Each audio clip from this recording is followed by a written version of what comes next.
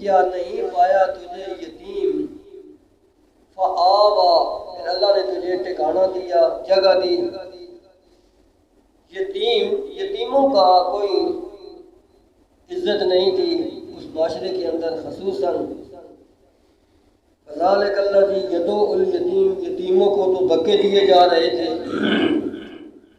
اللہ پاک نے فرمایا وہ لوگ ایسے تھے جس گھر میں یتیم ہوتا تھا وہ منحوس سمجھتے تھے۔ اللہ پاک نے فرمایا میرا پیغمبر میں نے تجھے نبوت کا تاج تیرے سر پر رکھ کر پوری کائنات کا سردار بنا دیا۔ تو تو یتیم تھا تو یتیموں کی کوئی ویلیو نہیں ہوتی، تو میں نے تجھے کائنات کا سردار بنا دیا۔ یہ مطلب ہے علم یجد کا یتیمن فآوا،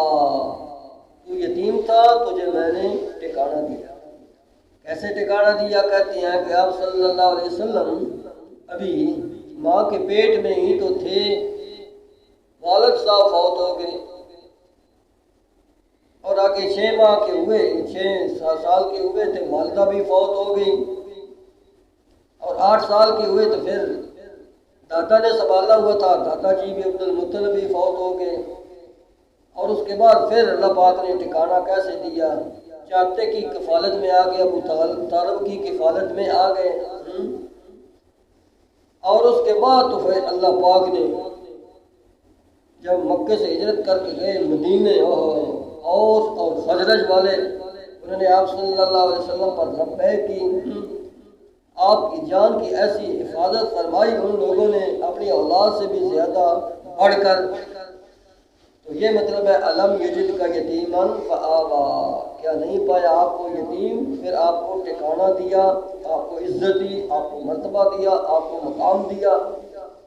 تو یہ پہلے میں کر چکا ہوں کہ نہیں کر چکا؟ جب یہ میں کر چکا ہوں تو آگے بھی دیکھو ایک اور انعام، وَوَضَعَكَ ضَالًّا فَهَدَىٰ، اور پایا آپ کو ضال فہدا، پھر اللہ پاک نے آپ کی رہنمائی کی۔ ضال کے کئی معنی ہیں، کئی بڑے بڑے یہاں بیچارے سر پکڑ کر بیٹھ جاتے ہیں، یہ کیا ہے، یہ کیا معنی اس کا کریں؟ یہ وہی ضال ہے غیر المغضوب علیہم ولا الضالین، یہ وہی ضال ہے، لیکن ضال کے کئی معنی بنتے ہیں، کئی معنی بنتے ہیں۔ وہاں تو ہے نا غیر المغضوب علیہم ولا الضالین جو ہم سورۃ فاتحہ میں پڑھتے ہیں، اس کا معنی یہ ہے یا اللہ ان لوگوں کے رستے سے بچا جو گمراہ ہے۔ گمراہ کس کو کہتے ہیں؟ جو اصل رستے سے گم ہو جائے، سیدھے رستے سے ہٹ جائے، گمراہ ہو جائے، کام بھی اس کے اسی طرح ہو۔ یہ تو یہود پر لفظ بولا گیا، اور اس کے بعد جو بھی اس روش پر چلے گا، آج بھی لوگ ہیں گمراہ، ہر وقت گمراہی کی طرف ہے، یہودی ہیں، عیسائی ہیں اور مشرکین ہیں، وہ بھی گمراہ ہیں۔ حقیقت میں جو بھی ان کی روش پر آپ بھی چلے، اب بھی چلے، لیکن ہر جگہ ضال کا معنی گمراہ نہیں ہوتا، یہ یاد رکھیں، ہر جگہ ضال کا معنی گمراہ نہیں ہوتا۔ ایک لغوی معنی آپ کو بتاؤ سمجھ آ جائے۔ عرب کے لوگ پانی پاتے تھے دودھ کے اندر تو کہتے تھے زال اللبن بالماء، زال الماء باللبن، دودھ پانی کے اندر گم ہو گیا۔ زال الماء باللبن، لبن کہتے ہیں دودھ کو، پانی دودھ کے اندر گم ہو گیا۔ اب معنی لغوی کیا بنا؟ زال کا معنی گم، اس کے اندر گھس گیا، اس کے اندر احراق کر گیا۔ اچھا، اور اسی طرح زال کا معنی متلاشی بھی ہے۔ متلاشی کوئی کسی چیز کا متلاشی ہے، یہ چیز گم ہوئی ہے، وہ چیز متلاش کر رہے ہیں، تلاش کر رہے ہیں، وہ گم ہویا خود بھی تلاش کر رہا ہے، راستہ تلاش کر رہا ہے۔ اچھا، اس کے اور بھی ایک معنی ہے، تو اس لیے فرمایا زال کا معنی پریشان حال،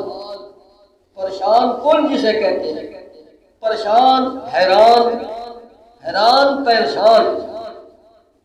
یہ بھی اس کا معنی ہے۔ آپ صلی اللہ علیہ وسلم پریشان تھے، ضالن، پریشان کس میں تھے؟ کسی چیز میں جس طرح بندہ زیادہ لگا ہوا ہوتا ہے نا، اس چیز میں گم ہو جاتا ہے، اس چیز کی طرف توجہ ہوتی ہے اور کہیں توجہ نہیں ہوتی، اس چیز کی طرف ہی اس کی توجہ ہوتی ہے، اس چیز کو کہتے ہیں وہ کس چیز میں گم ہو گیا ہے، تو کہتے ہیں کوئی تجھے ہوش ہی اور چیز کی نہیں، ایک ہی طرف تو تمہاری دماغ دل لگا ہوا ہے، آنکھیں سب کچھ لگا ہوا ہے۔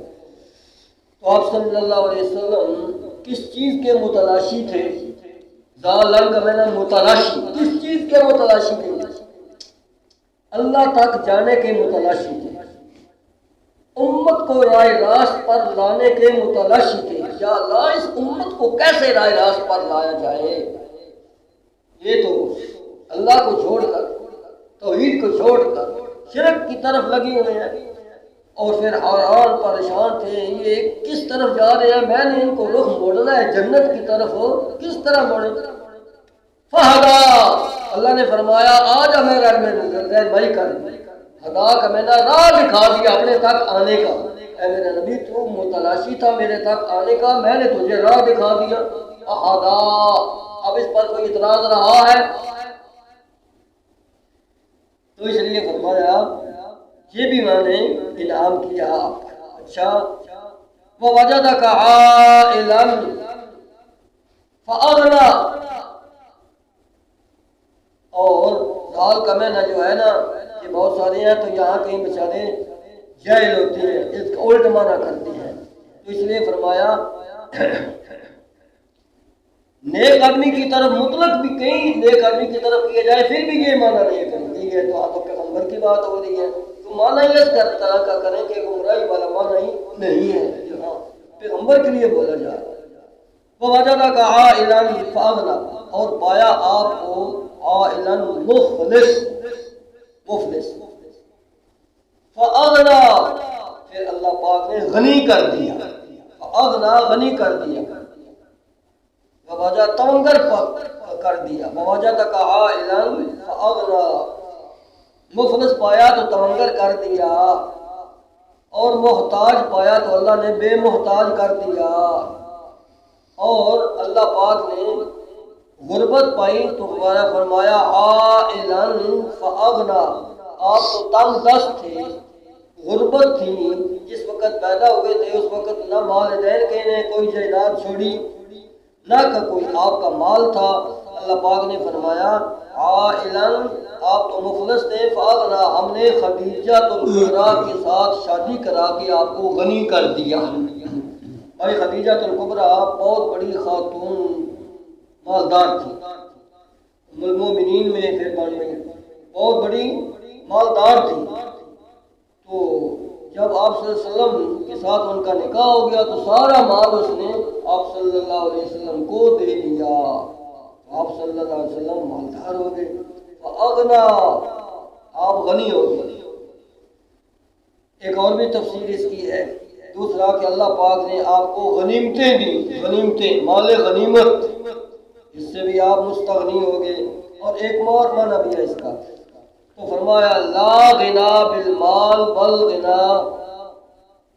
لا غنا بالمال، مال جو ہے نا مال اس کے ساتھ بندہ غنی نہیں ہوتا، بل غنا بالنفس، نفس غنی کرتا ہے انسان کو۔ آپ صلی اللہ علیہ وسلم کا نفس جو تھا نا وہ غنی تھا، وہ فقیر نہیں تھا، محتاج نہیں تھا، وہ مفلس نہیں تھا، تو اس لیے فرمایا۔ ایک اور روایت اس کی تشریح کرتی ہے، آپ صلی اللہ علیہ وسلم سے پوچھا گیا اگر آپ کہتے ہیں تو یہ پہاڑ میں آپ کو سونے کا بنا دوں، اے میرے نبی پہاڑ آپ کے لیے سونے کا بنا دوں؟ آپ نے فرمایا نہیں یا اللہ، مجھے مال کی ضرورت نہیں ہے، میں تو چاہتا ہوں اپنے بھائی داؤد کی طرح ایک دن روزہ رکھوں تو ایک دن پیٹ بھر کر کھاؤں، تو تیرے سے منگنے میں جو لطف آتا ہے نا، تیرے سے مانگنے سے، بس اصل یہ چیز ہے۔ فَأَغْنَىٰ، اللہ فرماتے ہیں میں نے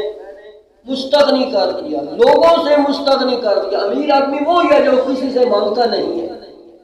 جو کسی کے آگے ہاتھ پھیلاتا ہے وہ امیر آدمی نہیں ہے، وہ غریب ہے، وہ تو ذلت ہے ہاتھ کو پھیلانا۔ بڑے بڑے ہم نے دیکھے امیر ترین مالدار آدمی ہیں دوسروں سے مانگ رہے ہیں، اس کو مستغنی نہیں کہتے۔ مستغنی تو وہ ہوتا ہے جو خود دے کسی کو لیکن کسی سے نہ مانگے۔ تو اسی طرح آپ کا دل اللہ نے اتنا غنی کر دیا تھا، اتنا غنی کر دیا تھا، جتنے بھی کائنات میں امیر ترین تھے وہ دل کسی کا بھی نہیں تھا، اس کا کروڑواں حصہ بھی کسی کا دل نہیں تھا جو آپ صلی اللہ علیہ وسلم کا دل تھا۔ فَأَغْنَا، ہم نے آپ کو غنی کر دیا۔ فَأَمَّا الْيَتِيمَ فَلَا تَقْهَرْ، آپ کے لیے 3 احکام ہیں، بس یتیم کو جھڑک نہیں۔ اے میرا پیغمبر یتیمی آپ نے دیکھی ہے نا، یتیم کو جھڑکنا نہیں ہے، یہاں تک کہ فضائل بیان کہ جس کا یتیم ہو اور اس کے ساتھ اچھا سلوک کیا جا رہا ہو سب گھروں سے بہتر ہے۔ آگے جس گھر یتیم ہو اور اس کو دھکے دیے جا رہے ہو سب گھروں سے بدترین وہ گھر ہے۔ اسی طرح ایک بندہ آیا، اس نے کہا یا رسول اللہ میرا دل بڑا سخت ہے، میرا دل بڑا سخت ہے، پتھر، اس کا علاج ہے۔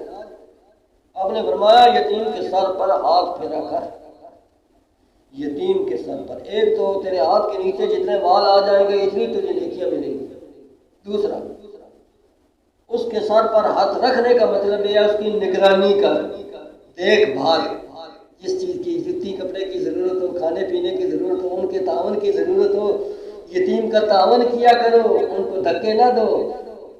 بلکہ یہاں تک مسئلہ ہے گھر کے اندر کوئی یتیم ہے تو اپنے بچے بھی وہ یتیم بھی ہے اس گھر کے اندر، تو اپنے بچوں کو کسی وقت چیز نہ بھی دے تو خیر ہے، یتیم کو ضرور دے، یا اپنے بچوں کے برابر دے، یا بڑھ کر دے، کم نہ دے، دھکے نہ دے، یا ان کے سامنے اپنے بچوں کو دے تو اس کو نہ دے، یہ گناہ ہے۔ تو اس لیے فرمایا یتیم کو دھڑکنا نہیں ہے، اس بیچارے کو دھکے نہیں دینے۔ وَأَمَّا السَّائِلَ فَلَا تَنْهَرْ، اور جو سوالی ہے نا، سوالی، اور اس کو بھی جھڑکنا نہیں ہے۔ اس سوالی سے مراد عام سوالی ہے کہ جھڑکنا نہیں، اگر کچھ ہو سکے تو دے دو، نہیں ہے تو اس کو اچھے طریقے سے جواب دے دو، بھلا ہوگا جی ٹھیک ہے اللہ دے گا جی بھلا، اچھا وہ بھی عقل مانتا تو سمجھ جائے۔ آج کل کے بےخیاری مراد نہیں ہے، یہ تو بین الاقوامی مانگے ہیں، ان کو تو قطعا نہیں دینا چاہیے، کیوں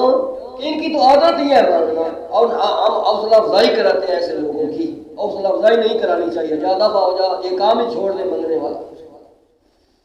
ہاں اگر کوئی ضرورت مند ہے بھی تو تمہارے پاس کوئی چیز نہیں ہے تو اچھے طریقے سے اس کو ڈال دو، ٹھیک ہے۔ ہاں جو اصرار کرے بار بار تنگ کرے اس کو ڈانٹ بھی سکتے، اس کو ڈانٹ بھی سکتے ہو، فلا تنہر۔ اچھا عام کی روٹین کی بات ہو رہی ہے۔ وَأَمَّا بِنِعْمَةِ رَبِّكَ فَحَدِّثْ، اور تیسرا حکم یہ ملا ہے اپنے رب کی نعمت جو ہے نا اس کا اظہار کر، فحدث کا معنی اظہار کر، آمانہ یہی کیا جاتا ہے، اللہ نے نعمت دی ہوئی ہے نا اس کا اظہار ہونا چاہیے، ٹھیک ہے اللہ نے مال دیا ہے، اچھا مکان ہو کوئی تکبر نہیں ہے، اچھی گاڑی ہو کوئی تکبر نہیں ہے، اچھی رہائش ہو، اچھی گاڑی ہو، اچھا کھان پین ہو، ٹھیک ہے، ایسا نہیں ہے بندہ امیر ترین آدمی ہو، پھٹے پرانے کپڑے پہنے ہو، لوگ سمجھے کہ یہ بیچارہ غریب ہے اس کو زکات دے دو، گھٹیا گھٹیا چیزیں کھائے، یہ کیا سادہ لوگ ہیں؟ نہیں سادہ نہیں ہے، کنجوس ہے، اللہ نے دیا ہوا ہے تو اظہار ہو۔ حضرت امام مالک رحمۃ اللہ علیہ امیر آدمی تھے، 4 اماموں میں سے ایک امام ہے نا امام مالک رحمۃ اللہ، امیر آدمی تھے، وہ کیسے طریقہ کار کرتے تھے، غریب غربا کو بڑی خدمت کرتے تھے، خاص کر ان کا ایک طریقہ یہ بھی تھا جمعے والے دن نیا سوٹ، ہر جمعے میں نیا سوٹ، ایک دفعہ پہننا ہے دوسری مرتبہ نہیں پہننا، وہ کسی غریب کو دے دینا، ایک جمعے کا سوٹ کسی غریب کو دے دینا، پھر آئندہ جمعہ تیار ہے ان کا سوٹ، پھر وہ جمعہ پڑھانا، جمعہ پڑھا کر جمعہ جتنے دن پہننا ہے، 2 دن 3 دن 4 دن 5 دن ہفتہ پہن لیں، اس کے بعد وہ سوٹ کسی غریب کو دے دینا، اور اس کو سلانے کی بھی ضرورت نہ پڑے، سلائی کی بھی ضرورت نہ پڑے، جو بھی کرتے تھے۔ مقصد یہ ہے کہ ان کو اللہ نے دیا ہوا تھا، اظہار کرتے ہیں، اچھا گھوڑا، اچھی گاڑی، اور ویسے اچھا مکان رکھو، کوئی ایسی بات نہیں ہے، اس میں کوئی تکبر غرور والی بات نہیں ہے، لیکن اصل میں یہاں وَأَمَّا بِنِعْمَةِ رَبِّكَ فَحَدِّثْ، اس سے مراد یہ دنیا والی چیزیں مراد نہیں ہے، جس کو ہم نے سمجھا ہوا ہے نا یہ بھی ٹھیک ہے، اللہ کی نعمت تقدیس نعمت کے طور پر بیان کرو، اللہ نے ہمیں مال و دولت دیا ہوا ہے الحمدللہ، شکر ہے اللہ کا، یہ نہ کہو کسی بندے نے پوچھا کی حال ہے، مجھا گاواں دا اوئے کوئی نہیں دودھ دا سک گیا تھڑ ہی کوئی نہیں تھڑی ہوئے ہوئے فرشتہ کہتا ہے آمین تو جب اٹھا کر لا رہا تھا وہ مسل چل رہا تھا اتنا دودھ اٹھایا وہ تھا اندازہ لگا لو اتنی نہ شکری ادھر کہتا ہے کچھ بھی نہیں تاریں ہی سڑ گئی اور ادھر اتنا دودھ اٹھا کر لے آیا تھا فیٹ پر لے جانا اور اس نے کہا اب یہ کیا کہہ رہا ہے صرف کسی غریب کو دینے نہ پڑ جائے اے ظالم وہ تو کہہ دے اللہ کا شکر ہے اللہ نے بہت کچھ دیا ہوا بس اس میں کیا کون سی بات ہے اللہ کی نعمت نہیں ہے تو کہہ دے اللہ کا شکر ہے جی یہ ڈرتے نظر نہ لگ جائے اے ظالموں سب کچھ کرنے والا کون ہے اللہ تو نہ شکری کیوں کرتے ہو ہونا وہ جو اللہ کو منظور ہوتا ہے کہو الحمدللہ شکر ہے وہ بات تو نہیں ہے نا مولوی صاحب کہہ رہے تھے میں 10-15 سال رہا تو ایک دفعہ ایک گھر سے دودھ آ گیا انہوں نے کہا نانی امی جی نے کہا مولوی صاحب کو دودھ دے کر استاد جی نے پوچھا آج تک نانی امی کو خیال نہیں آیا 15 سال مجھے ہو گئے آج تک اس گھر سے دودھ نہیں آیا آج کیا بات ہے بچے صحیح بات بتا دیتے ہیں کیا بات ہے انہوں نے کہا جی بلی منہ پا گئی ہے دودھ کی انہوں نے کہا مولوی صاحب کو دے تو اس لیے فرمایا بھائی اللہ نے نعمتیں دی ہوئی ہو نا تو پھر اس کا اظہار کرنا چاہیے نہ شکری کے جملے نہیں بولنے چاہیے مقصد میرا بات کرنے کا یہ اتنا کہہ دو کیا حال ہے الحمدللہ شکر ہے اللہ کا مال کے اندر کیا بس شکر ہے اللہ کا اللہ کے بڑے انعام ہے شکر ہے بس اتنی بات میں بھی اللہ بھی راضی ہو گیا ثواب بھی مل گیا اجر بھی مل گیا ان کے سامنے رونا شروع کر دے اچھا جی اب اصل معنی اس کا میں جو کروں گا آپ نے فرمایا اللہ پاک نے فرمایا میرا پیغمبر ہو میں نے تجھے انعامات دیے ان انعامات سے یہ وَأَمَّا بِنِعْمَتِ رَبِّكَ نعمت سے مراد قرآن وَأَمَّا بِنِعْمَتِ رَبِّكَ نعمت میں نے دی ہے قرآن فحدث اس کو بیان کر قرآن اصل مقصد یہ ہے قرآن کو بیان کرنا یہ سب سے بڑی اللہ کی نعمت انعام ہے تو جو قرآن بیان نہیں کرتا جتنا بھی جو کچھ کرتا رہے اس نے اللہ کی نعمت کا حق ادا نہیں کیا جو قرآن بیان کرتا ہے اس نے اللہ کی نعمت کا حق ادا کیا سب سے پہلے اللہ اپنے نبی کو حکم دے رہا ہے قرآن بیان کر لوگوں کو سنا لوگوں کو بتا میرا پیغمبر ظاہر پھر حضور علیہ السلام نے حد ہی کر دیا قرآن بیان کرنے میں قرآن سنانے میں اور ہر قسم کی دکھ تکلیفیں پریشانیاں برداشت کی ہیں مگر اللہ کا قرآن سنایا ہے جیسے حق ہے پتھر کھا کر سنایا ہے وطن جلا وطن ہو کر سنایا ہے اللہ کا اس سے بڑی کوئی کتاب تو ہے نہیں ہے اور اسی نے ہی تو لوگوں کا رخ موڑ دیا ہے دعا ہے بھی اللہ تعالیٰ مجھے اور آپ کو حق و قرآن سنت کی صحیح سمجھ دے حق و قرآن سنت کے مطابق عمل کی توفیق دے اللہ تعالیٰ ہم سب کو زندگی اسلام والی دے خاتمہ ایمان دے فرمائے اللہ تعالیٰ کمی بیشی معاف فرمائے وما علیہ الا البلاغ الحمدللہ رب العالمین